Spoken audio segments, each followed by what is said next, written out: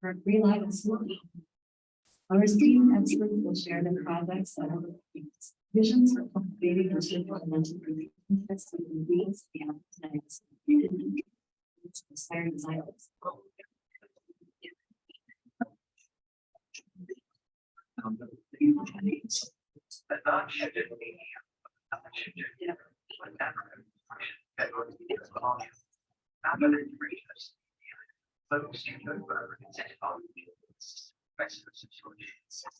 Don't miss this opportunity to visit african-awareness.org for more information. Welcome you all.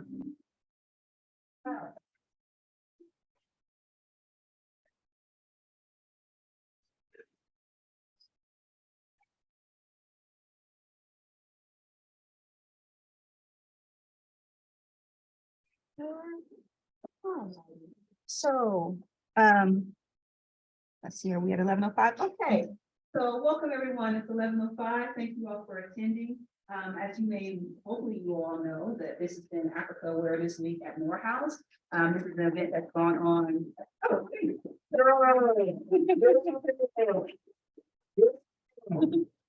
an event that's been going on for quite some time, and excuse me for not knowing the exact year that it started.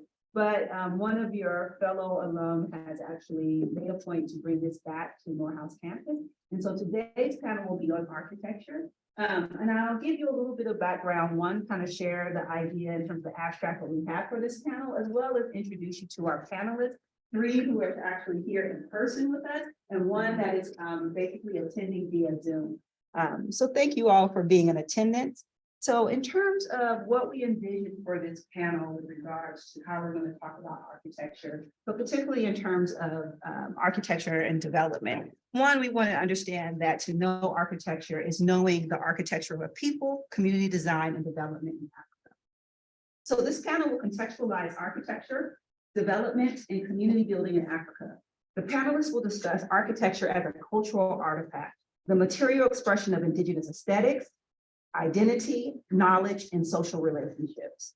Building in Africa is a community movement that begins with an appreciation and respect for African indigenous people, values, land, and technology. Our esteemed experts will share their projects and portfolios, visions for cultivating intercontinental relationships between people of the African diaspora, and action plans for aspiring designers, developers, residents, and community builders. So we have a whole hour to kind of engage in. For our panelists, some of the folks that are here are actually from my course called The Family. And so we actually was reading a book called The Spirit of Intimacy. Yes, yes, by a sister from the Dagara village. So hopefully this will kind of make things come together. Me and someone else in. So I'm going to go ahead and begin and introduce our panelists, and then afterwards they'll say a few words, and then we'll have a Q&A. I have a few questions that I have to ask for them, but you are also very much welcome to that. Join us April 19th. Okay. So foremost, we're going to start with actually Dr. Nmadili Okwumabua. She is the founder and director of CPDI Africa. She is a cultural designer, urbanist, and educator in African architecture and community planning. Her passion for design is rooted in a vision where communities in Africa and the diaspora are developed with new architectural languages that preserve heritage and are culturally and environmentally sustainable. Nmadili attended the University of Tennessee and Georgia State University, where she pursued undergraduate studies in architecture and urban studies. She holds a master's degree in African and African American studies from Clark Atlanta University, so she's also a fellow ABC, where her research centered on the evolution of modern vernacular architecture in Nigeria. In 2013, the fruits of these efforts gave birth to the Community Planning Design Initiative Africa, CPDI Africa, a research-based, culture-inspired initiative created to develop new African architectural languages through design competition.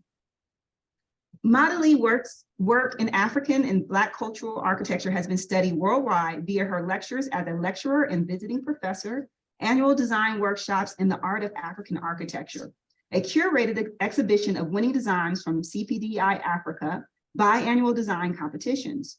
Her work in African-American diaspora studies builds upon Africanism, cultural retentions, rooted African design philosophies for preserving and developing Black communities in 2021.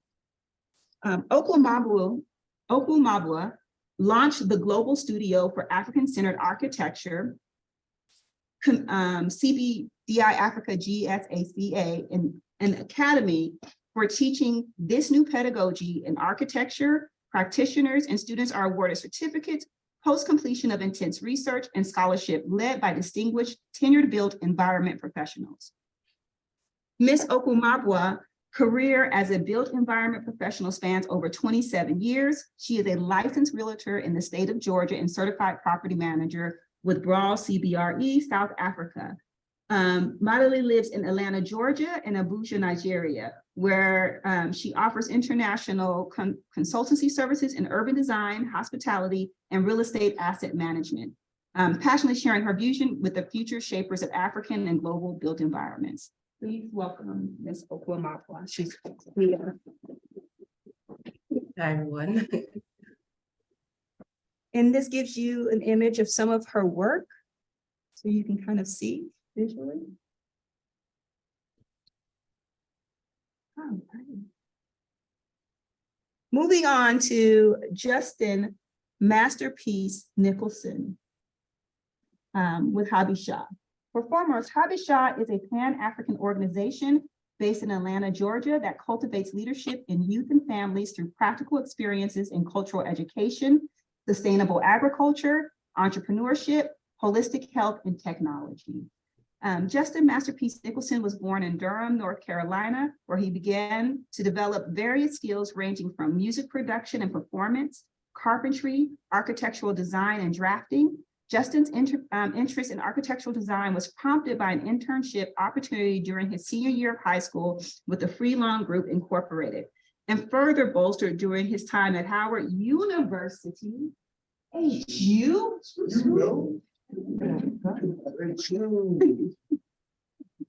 Working with HABESHA Incorporated has also afforded Justin the opportunity to support the site development and architectural design for the Kwaku Ando Sustainability Institute. Please welcome Masterpiece, Justin.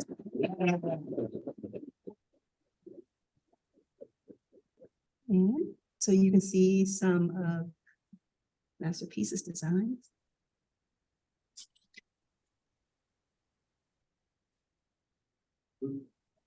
All righty. All righty. And moving on to Azad Shuja. Shuja? Okay. Actually, I can read from here. I can see here. So Azad Shuja is a founder and CEO of My Natural Roots organization. Azad Shuja, aka YouTube phenomenon Zaylock23, who has amassed over 130,000 YouTube subscribers from all over the planet, possesses a wide array of skills and interests.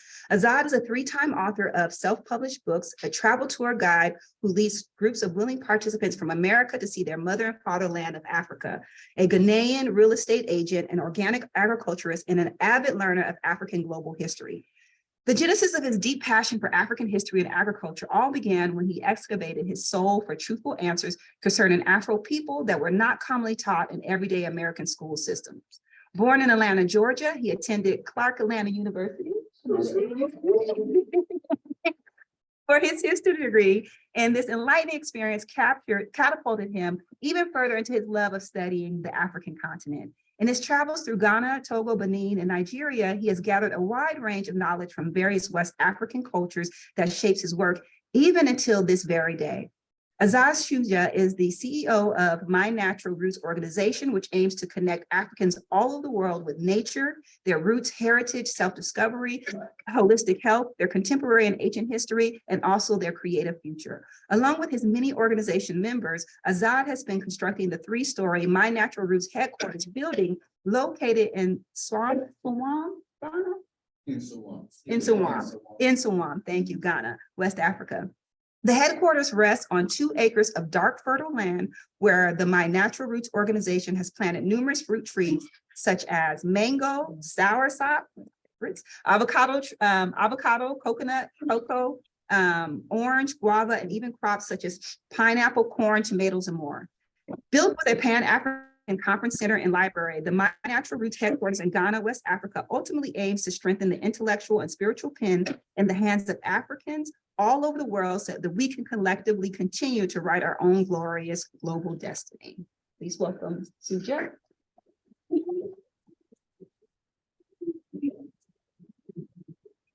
And you can see some.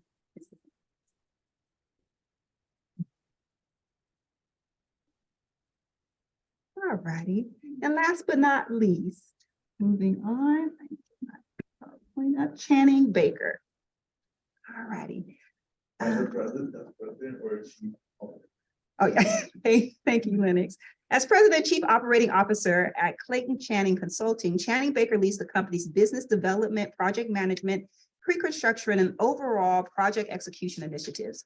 He guides clients through complex problems, manages the design and construction phases, and oversees budgets and profitability for international and domestic clients, ranging from governments to private developers. He communicates regularly with clients, identifying challenges and providing cost-effective solutions.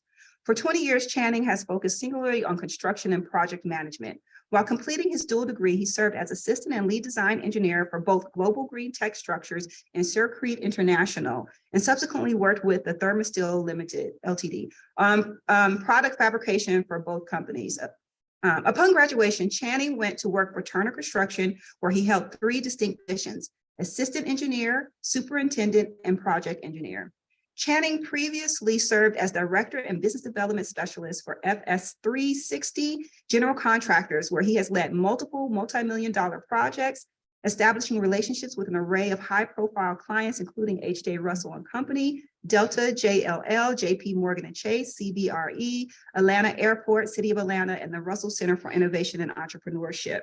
Clients frequently reference Channing's positive attitude and enthusiasm, and it's that energy that propelled him to close projects estimated at over 100 million in just 6 years. Born in Los Angeles, California, Channing has lived in Atlanta for nearly 20 years, where he resides with his wife and business partner, Zoe Baker, and their 2 children. With her BBA in computer information systems and her MS in information architecture, Zoe manages technology and marketing for Clayton Channing Consulting. Please welcome Clayton Channing.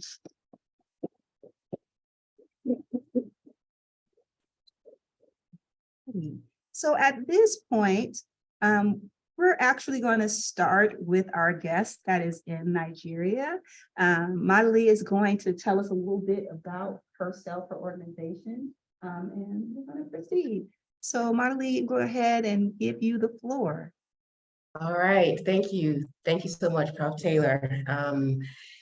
Africa Awareness Week 2023, here we are. I'm also going to thank John Moore for making this happen.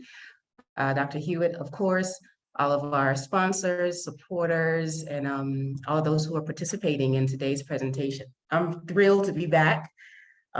Greetings from Abuja, hot, hot, hot Africa. I know it's warmed up over there, so I'll still send you guys some warmth from here. But I'm really, really honored to be back again this year at Africa Awareness Week, connecting the continent and her diaspora, right? Business-wise, culture-wise, in every way, connecting our people across the pond. Some of my architects are here and students, Alan, architect, Chibuzo, welcome as well. Professor Samuel Livingston as well, welcome. CPDI Africa was launched in 2015. After many years of research, CPDI Africa stands for the Community Planning and Design Initiative Africa. And it was created as a result of my finding it hard in School of Architecture and Design School back in the 90s to represent my identity, my culture, my heritage as a Black woman, as an African woman in my projects.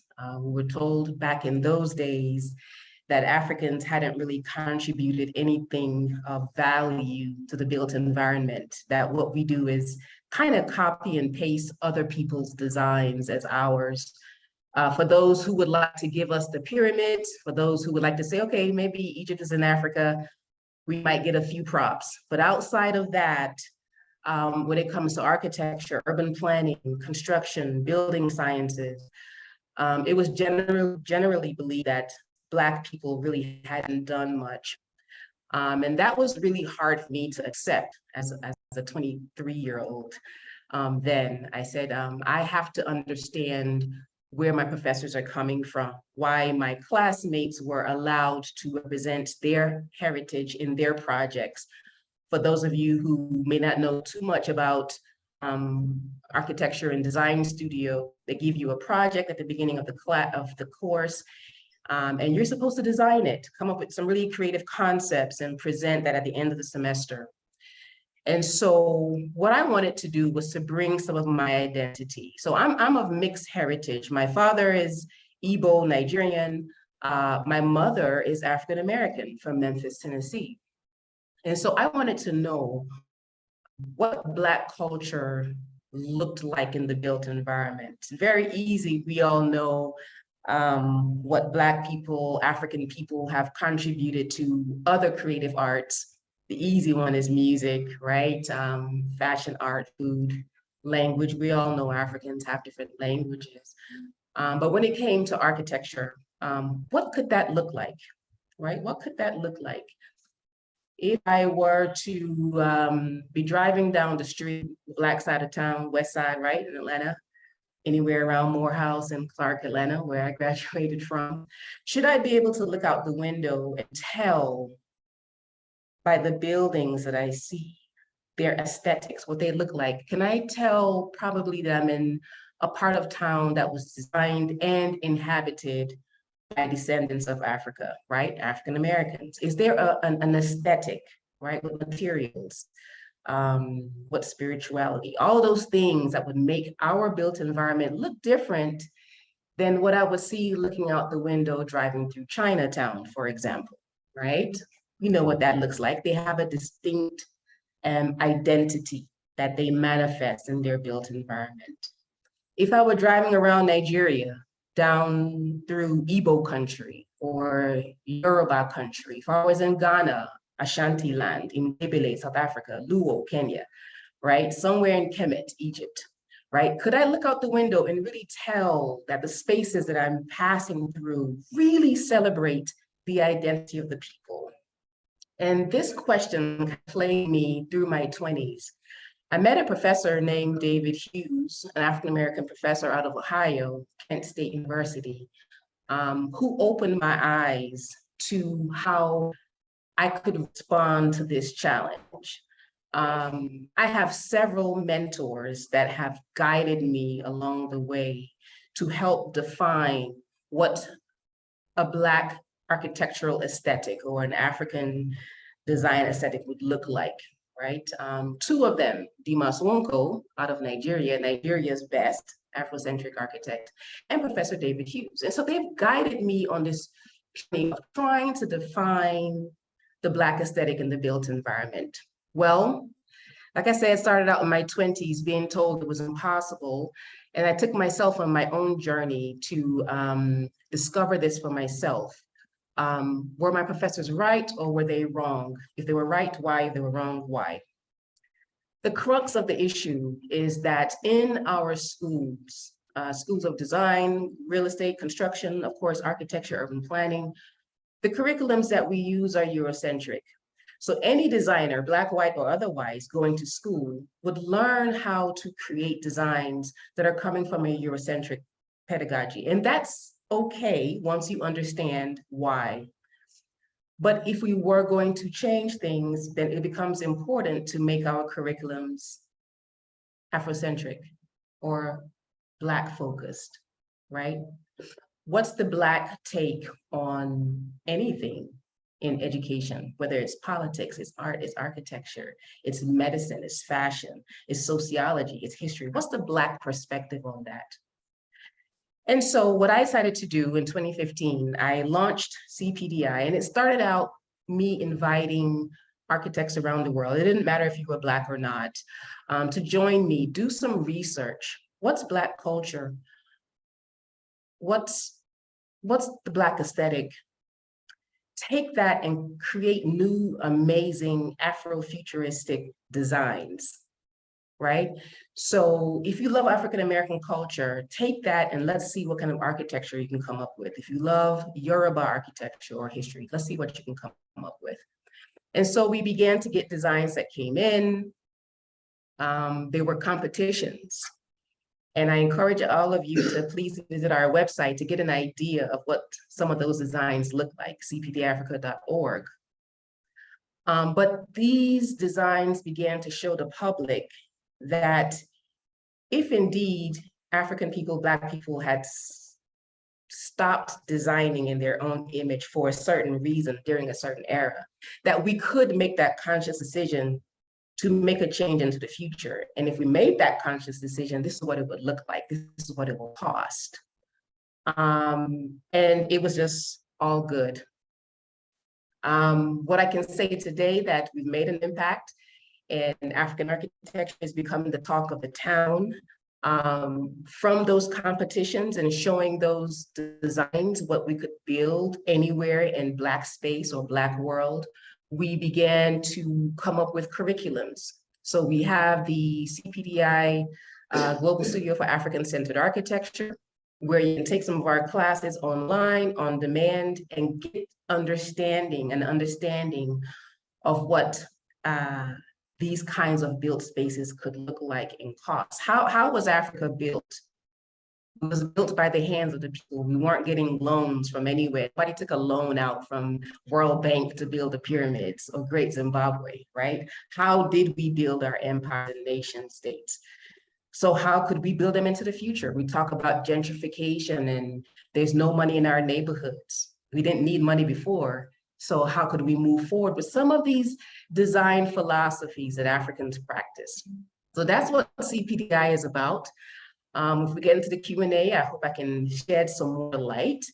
But at the end of the day, what we want to do is to begin to resolve some of the challenges that we're finding in our communities and sourcing those solutions from the African continent.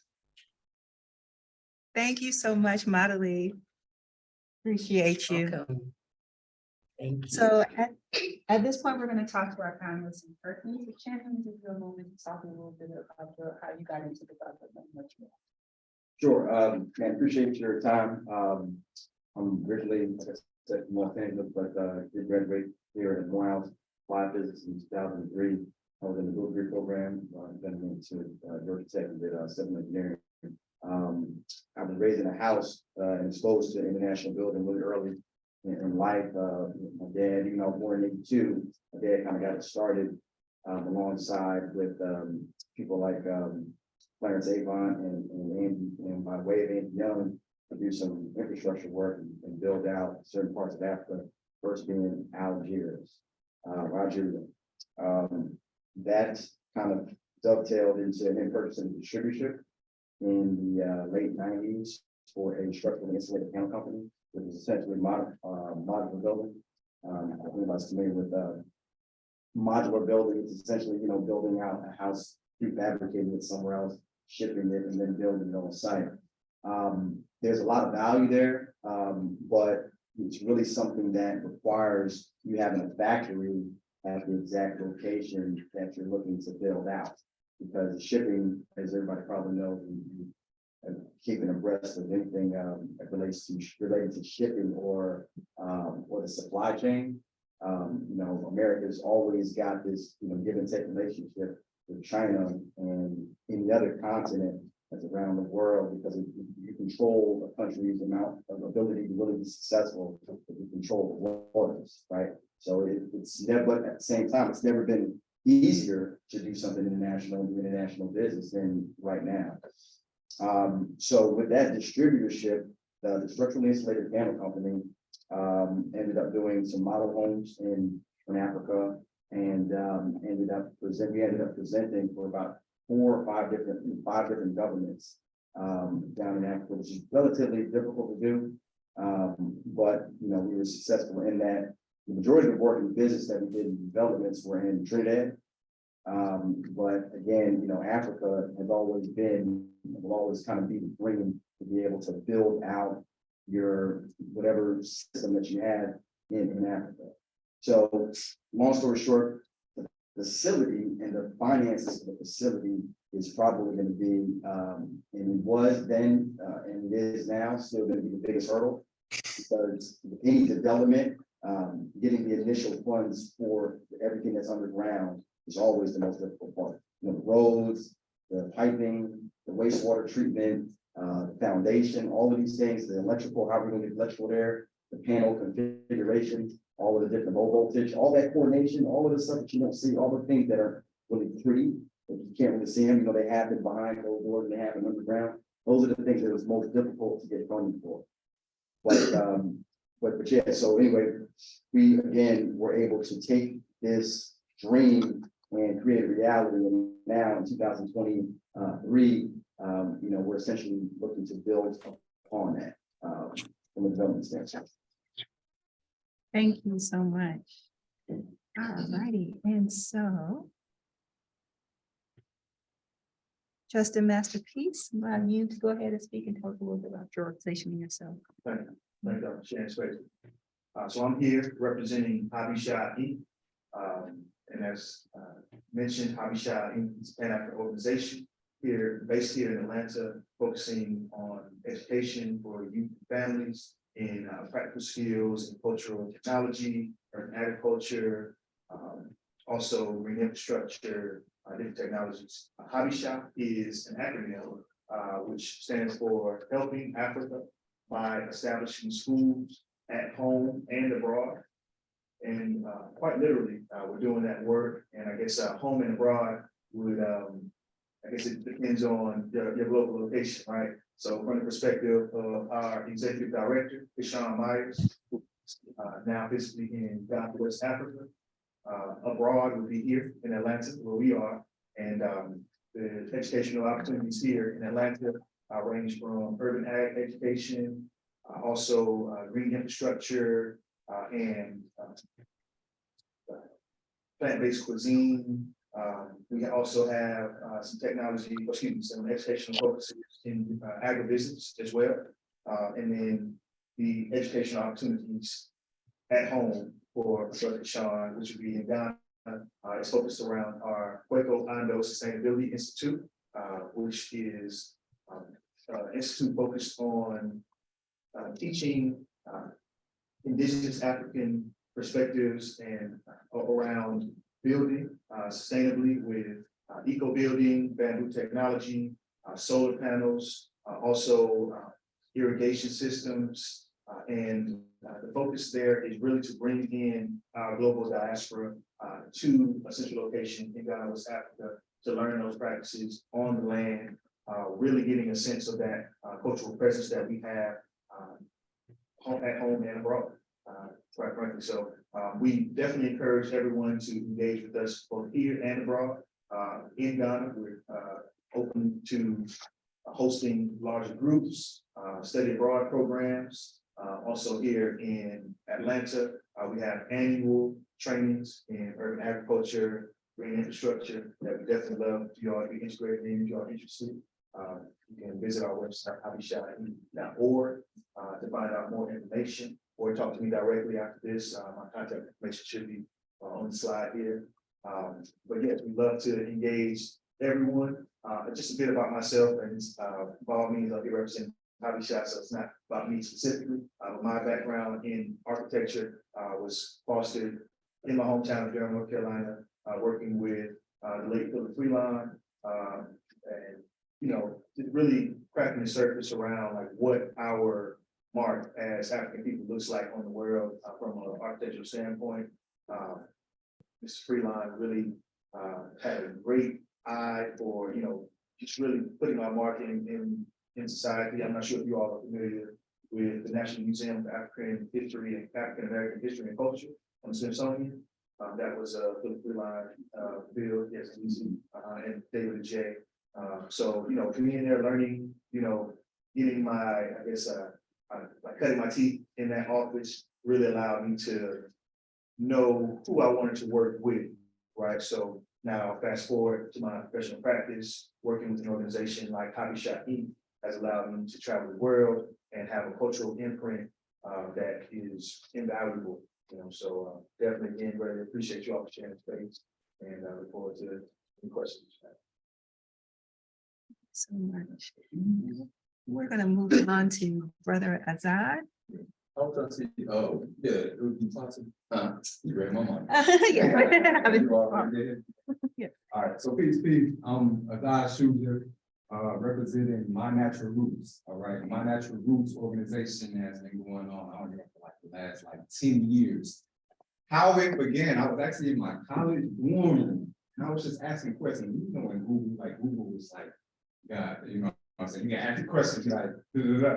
And I just had a question. I was like, I don't get taught too much about myself. I don't get, you know, I mean, I hear Christopher Columbus every day. I hear Plato and Socrates and da. But I haven't heard of Marcus Garvey.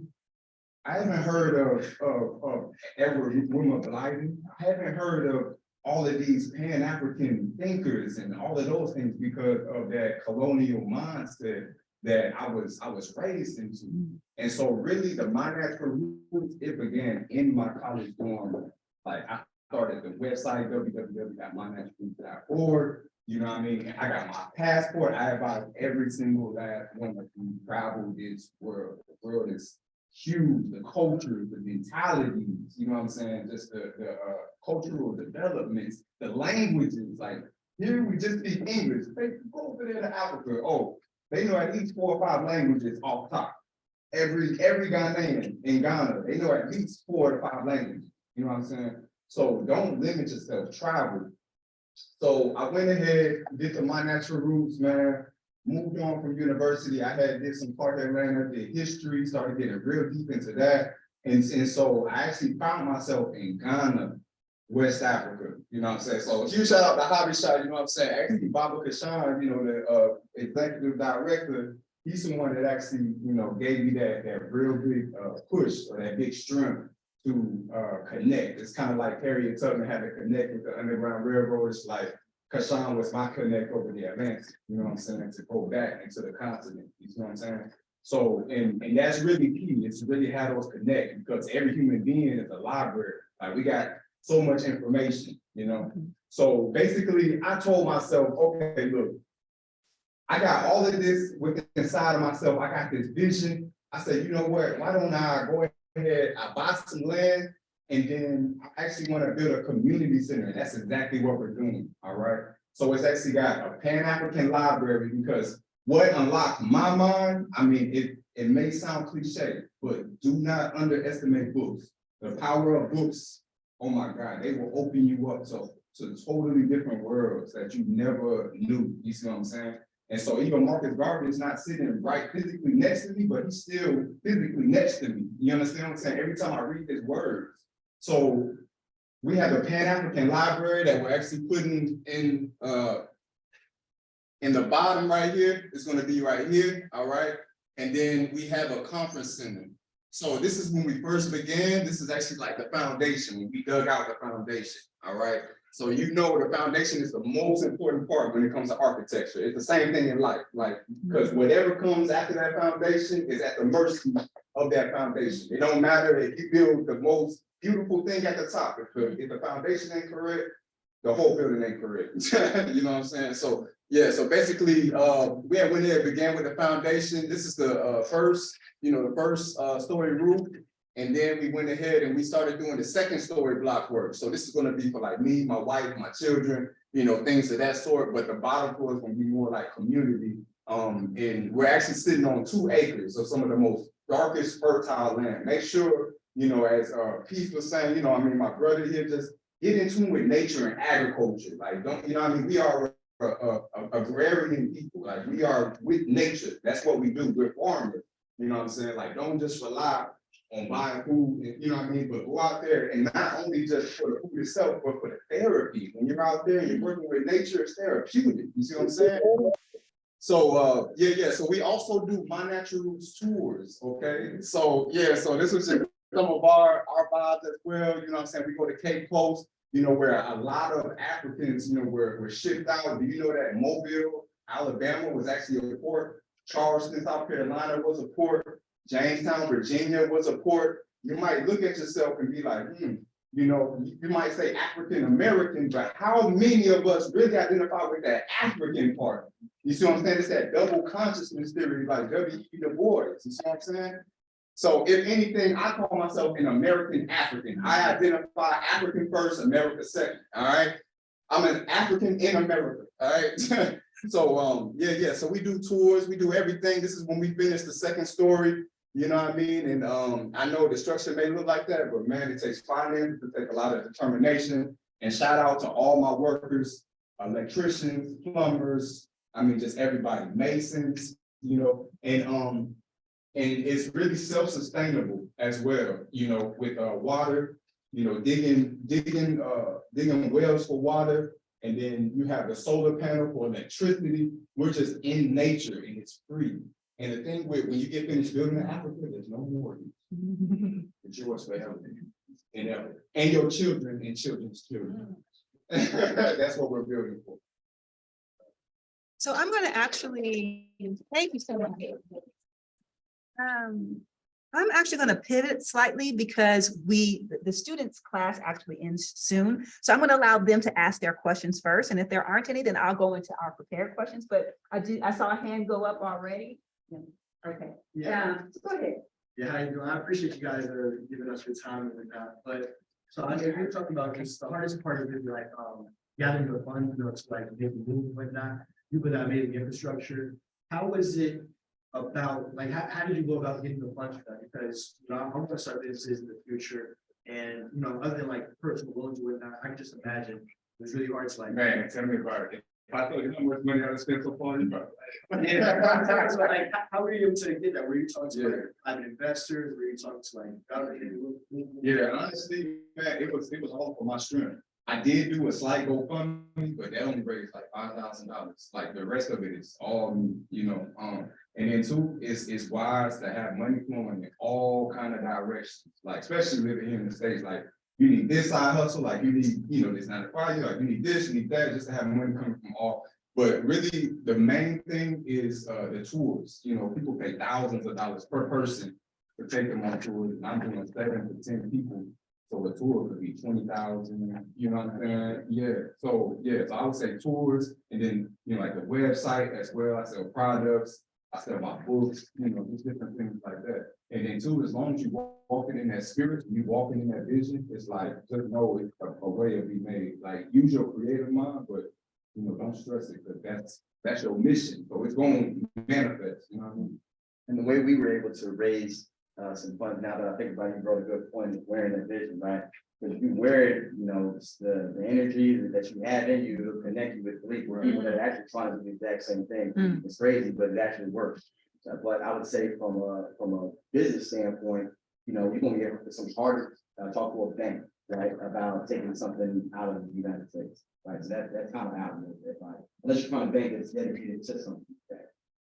Connected with organizations that have international trade organizations, and then connecting with the embassies to figure out, you know, how is everyone else going about doing their business. But most of the time, when you got European countries or America, what they're doing is they're seeing that they have resources down there to take.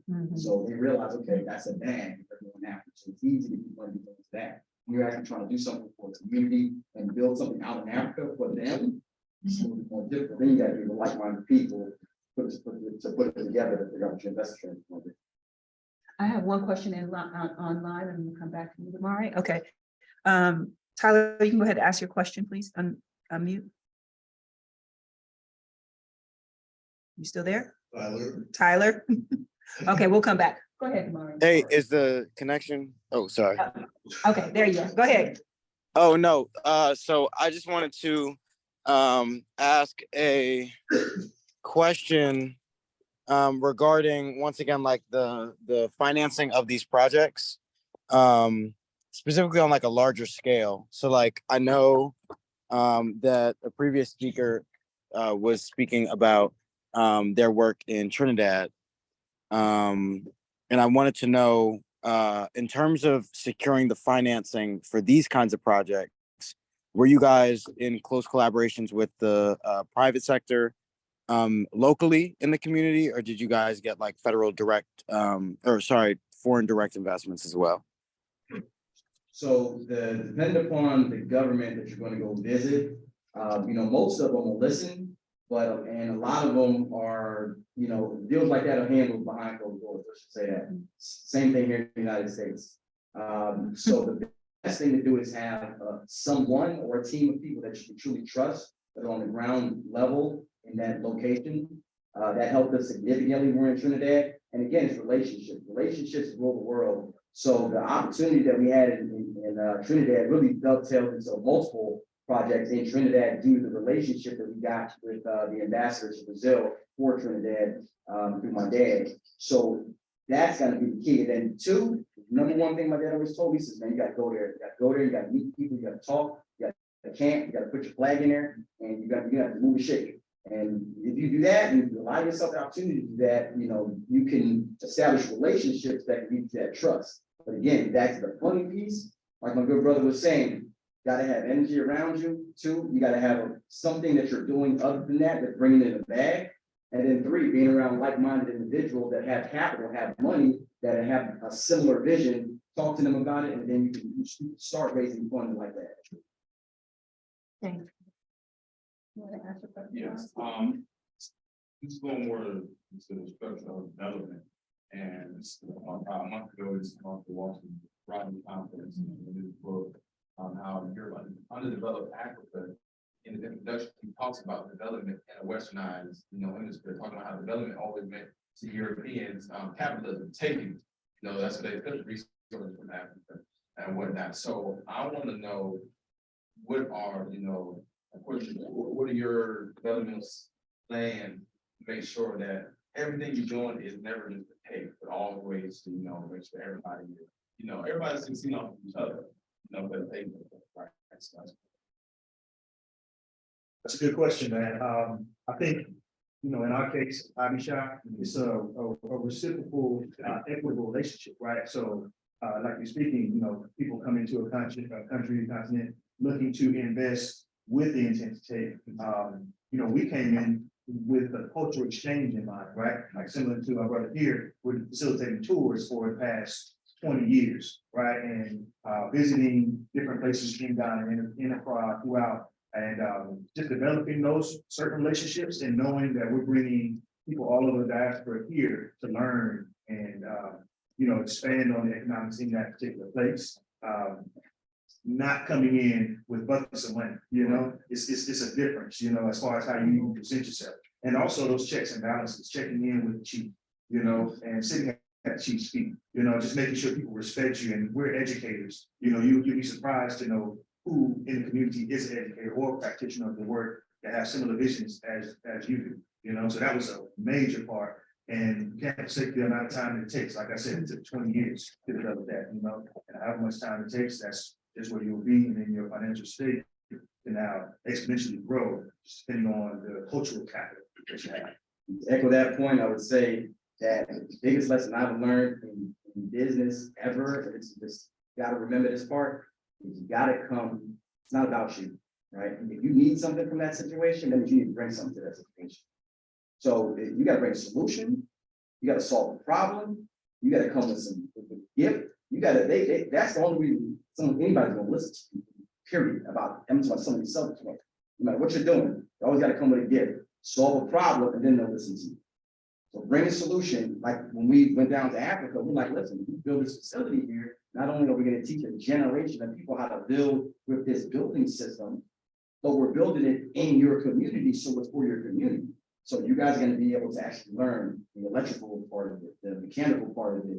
There'll be different engineers that will come from it. And then the guys that actually do the work, they'll be able to learn and be able to do that work and get certified in that work. So you gotta come with that part. That work with Trinidad as a part of our business plan.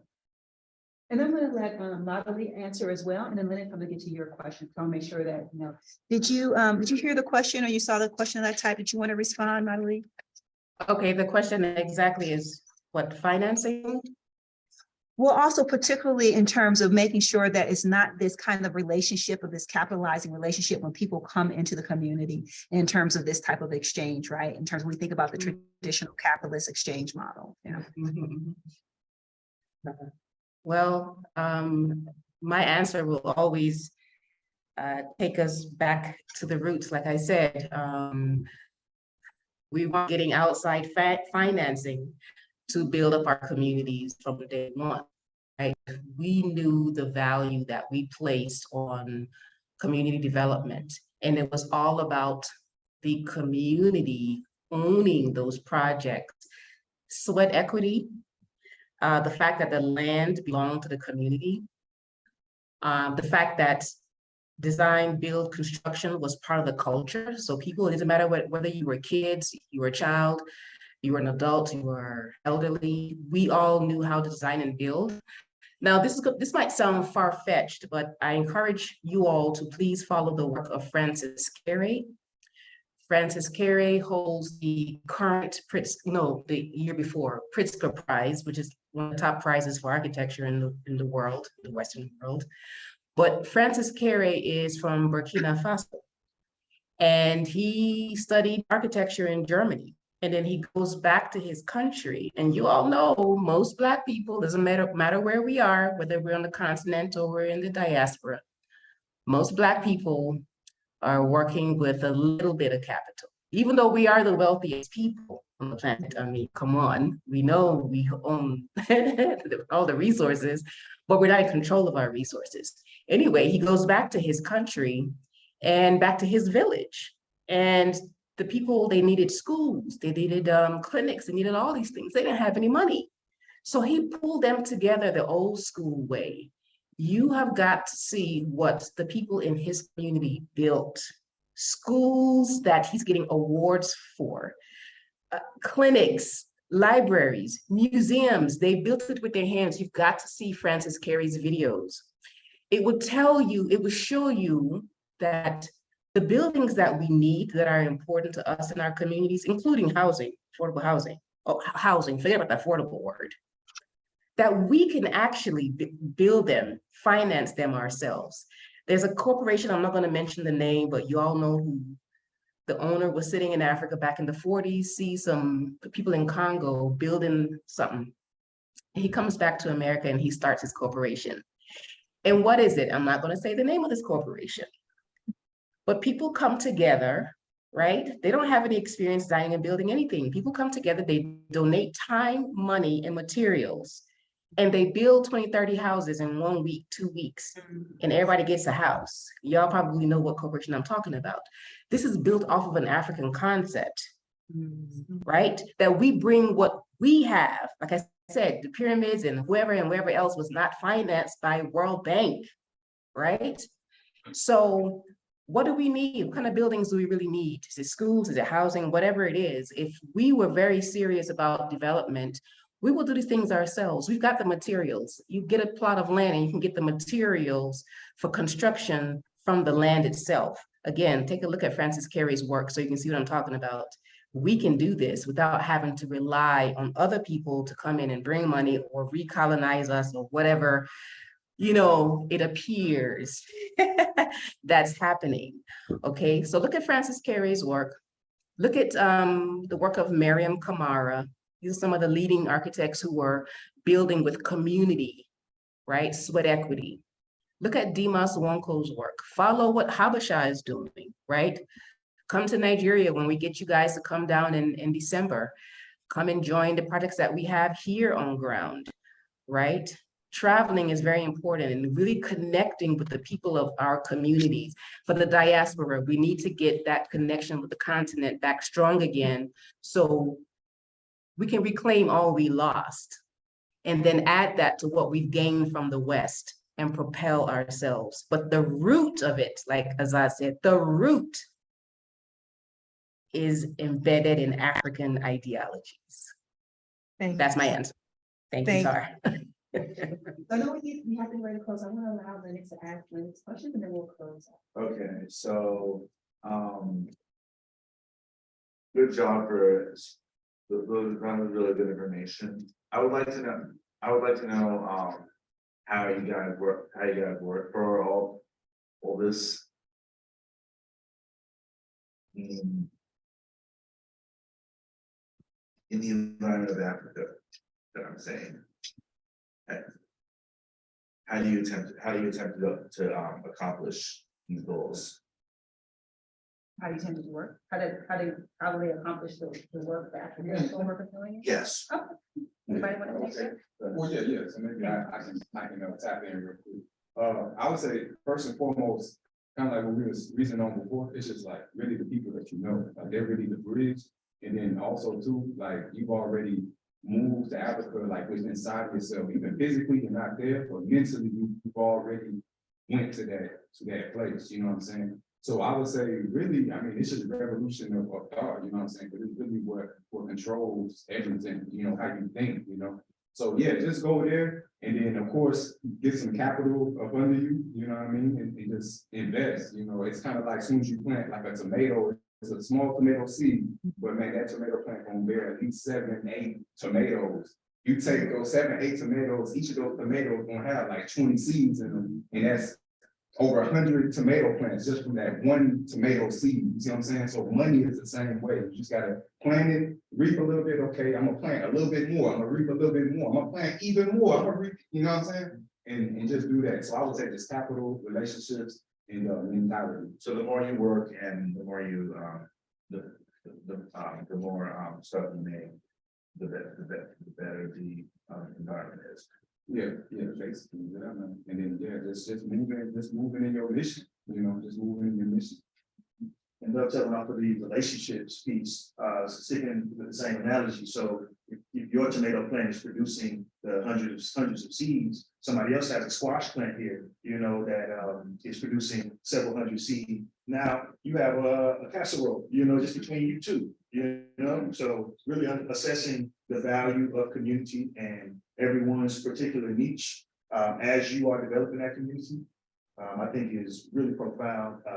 Having that equitable exchange, as I said, making sure that you're coming in to the situation with something to offer and leveraging the the offerings of the community as well, empower the community in your offerings.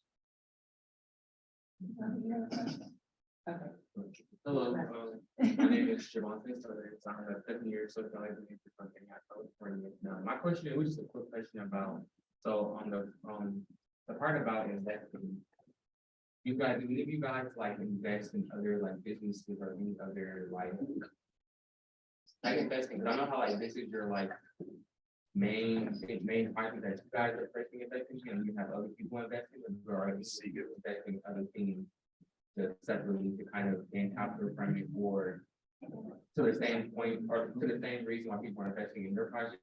Are you guys doing in other areas?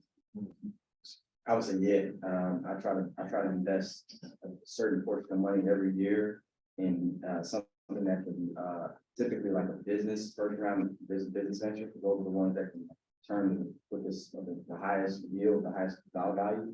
So for the past 3 or 4 years, I've done that. That's the new opportunity. But to that point, investing in one business venture that can yield, significant dollars should be, if you're looking at doing something in Africa, it's always easy when you got your own money, right? And then you can not use your own cash, but then use that to leverage debt, but without having to go to a bank. I would go to a non-traditional bank, leverage the debt, and use those funds to do what you need to do, all while using your job or using whatever else you're doing to pay down that debt. So I can get funded for $100,000 to $200,000 with about 2 or 3 years work experience. So you take that 200, and again, you can't do a lot for that $200,000, but you can definitely get started and actually create something. I would get renderings done if you're looking for a development side. Try to get rendering done. Try to get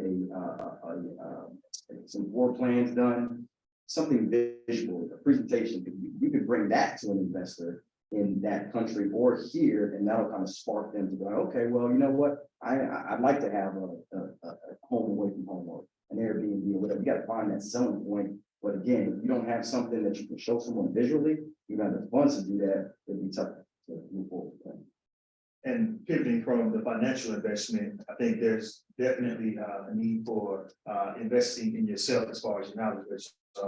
Whether it is an author who speaks about Marcus Garvey physically being here just with his words and teaching. That's a level of investment that you can't forget at all. You know, that I think that may come first, even before your first financial investment or simultaneous. You know, so just encouraging you to continue to invest in yourself as well. As a follow-up? Okay, and this is gonna be the last one. Well, I just want to be able to close out and, respectful time. Go ahead, but I want you to learn, so go ahead. The other question was, at that point about you made the statement about like going to investors, say like they want to go home from home. How difficult has it been when you are trying to give your pitch to investors or give your pitch to anyone to like aid in continuing with this project? How difficult has it been for you? How have you managed like possibly having to like change your views kind of to fit their role, like not completely changing it, but in certain ways to make sure they get a benefit out of it to be able to like how difficult has that been? Or whatever been your if you can give a quick example of how you were experienced that and how you like efficiently move for you. Yeah. So a quick example, I would say, so you got to find out what you want to do first, right? So let's just say we wanted to do a townhome community in Africa. Let's just say South Africa, Cape Town, right? Well, you already know that you do research online to that Cape Town's got one of the highest cost per square footage selling points out there, but you got to understand how much it costs to actually build out there, because there's markets that are within markets that are helping you understand the cost of building. And it's real simple. Once you find out how long it's going to take you and how much it's going to cost you, then those dollars you can put into a spreadsheet, you can create a formula, you can create some type of financial forecast. That'll let you know what you're looking at from the dollars and cents standpoint, right? So the example I give you is when we did that in Trinidad, once the formula was put together, the financial breakout was put together, we had an investor here that was looking for a home over there, right? And how do we connect with that person? Like your brother said, being in circles like this, talking to people like this, continuing to have that narrative put out there, and moving support social media. And nowadays, social media say this is what you're wrong, and just keep sharing and sharing and sharing. Somebody's going to back, and if not, you just got to be persistent about what you want to do. But in that case, they ended up funding it. We ended up finishing it, and then we closed it out, started the development over here. There's a lot of difficult things that happen when you're doing things internationally, but to me, there's no better place than waking up and working. Paradise. And I'd rather do that than here any day. So hopefully that answers what you. Also maybe to piggyback, like another thing that I also do too is that like in Ghana, basically because we had got about 2 acres of land there in Ghana, and so I do a lot of YouTube videos, right? Any video can get up to 30,000, 40,000. It's 40,000 people from all over the world watching. It's somebody sitting on their YouTube that's sitting with a bunch of money, like, hey man, like, what's your cash out, man? Like, I think your work, I just want to throw something into you. You know what I'm saying? So also too, I would recommend just always like sharing your journey with the world as well, because you never know who's watching you. I got over 100,000 subscribers. People have watched me for over 10 years, and they're like, yo, I have literally seen you evolve over the camera. I've never met you physically, but like spiritually, I know you. You know what I'm saying? So I would also say that like do YouTube, like that's been a big help to pull more investors to come in and invest into my project. I was going to add on to that. I was going to say sharing the journey allows you one to capture it, and then allows two to inspire people, and three it brings it out to the world so you have an opportunity for people to Show them what they're capable of too. thank you. Thank you for the question. So we're going to conclude, but I was going to allow John Moore, if you wanted to say some final words to everyone. I wish we had more time. Of course, the students have other classes to attend. So thank you, Javante. But if you wanted to say some final words, John. Just thank you all for attending. Thank you for everyone's time. A lot of what you've heard today, is an evidence of an ongoing relationship. For instance, HABESHA has worked with this conference for a number of years, and we've supported what they've done for a number of years. So Africa Awareness Week is an ongoing initiative for the school. I encourage you to check out the website, africa-awareness.org. We'll have icons and follow-up presentation for each of the panelists. So you can go on there, click their bios, find out about fellowships, internships, all kind of opportunities for work in Africa that each one of the panelists from each one of these days is offering. So this is an engaged activity. This is not a one-off thing. This is about creating an ongoing avenue for you all as students to plug into the continent. So really excited about this year's conference and this year's panelists, and looking forward to ongoing interaction with any of you students who are interested in being involved. Thank you so much, John. And so at this point, I definitely want to thank our panelists for joining us, for sharing your knowledge. I know we have other questions that we're going to ask, but I definitely wanted to allow them a chance to kind of speak and show what was on their mind. But thank you all for how much you committed to showing up. I wish we had more time, but hopefully maybe we can do this again next year. Nmadili, who is in Nigeria, thank you so much for tuning in via Zoom. I don't even know what time it is for you, but appreciate you. And also, if you don't mind, can you acknowledge the guests that are here? You talked about your dad a little bit, so can we acknowledge, do you mind? Yeah, sure. No, that's Ted Baker. They're chilling like the other side of the pillow. But yeah, that's my dad, Ted Baker. He's where it all started. That's the chairman of the play chain. So it's his resume is very long. But yeah, So we have a website. You definitely take a look at the website. And Yeah. know they're not about to sound. Yeah, sure. Oh, yes, and also my beautiful wife, my inspiration, Renee Smith Nickelson is here in the room supporting me as always. Thank you.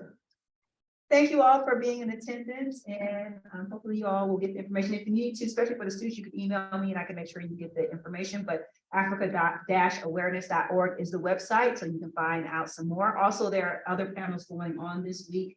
We have tomorrow, I can't remember which one, if political is tomorrow, but I do know that the cultural day is on Friday. So thank you all again, and thank you all for being here. Thank you.